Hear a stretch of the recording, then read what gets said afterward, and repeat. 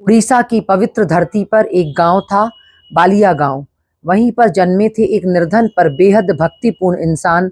नाम था दासिया गौरी। जाति से दलित समाज की नज़रों में तुच्छ, लेकिन भगवान जगन्नाथ के मंदिर में उनका प्रेम अमूल्य था। जब भी किसी जगह हरि नाम का संकीर्तन होता तो वो सब काम छोड़ दौड़ पड़ते। खेत में हल चलाते समय भी उनकी जुबान पर एक ही नाम होता, जगन्नाथ जगन्नाथ। उनकी कोई संतान नहीं थी। कपड़े बुनकर जैसे तैसे अपना जीवन चलाते थे। एक दिन वो गांव के पास में ही हो रही रथ यात्रा देखने गए। रथ में भगवान जगन्नाथ को देखकर आंखों में से अश्रुधारा बहने लगी।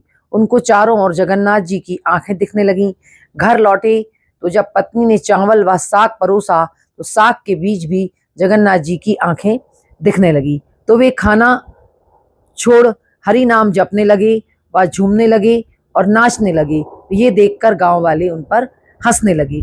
कुछ दिनों बाद गांव वाले पुरी दर्शन को निकले। दासिया के पास पैसे नहीं थे और कोई उन्हें साथ ले जाने को तैयार भी नहीं था। उन्होंने घर से ही एक नारियल उठाया और एक साथी को दिया।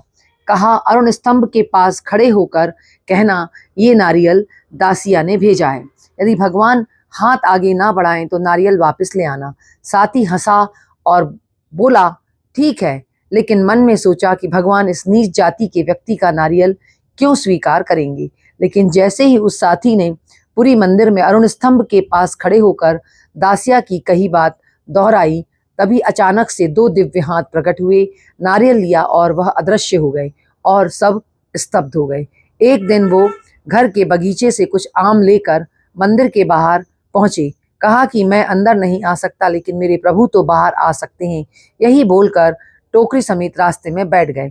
फिर वही हुआ, एक एक करके टोकरी के आम गायब होने लगे। जब पुजारी ने मंदिर खोलकर देखा तो भगवान जगन्नाथ जी के मुख में आम का रस लगा था और चरणों के पास आम के छिलके पड़े थे। दासिया गौरी ने सिखा दिया कि भक्ति तो ना जाति देखती है, ना रूप, ना धन। जहाँ प्रेम है वहीं परमेश्वर है। आज भी पूरी मंदिर में जब आरती होती है, भक्तगण याद करते हैं दासिया गौरी को और एक सच्चे प्रेमी भक्त के रूप में।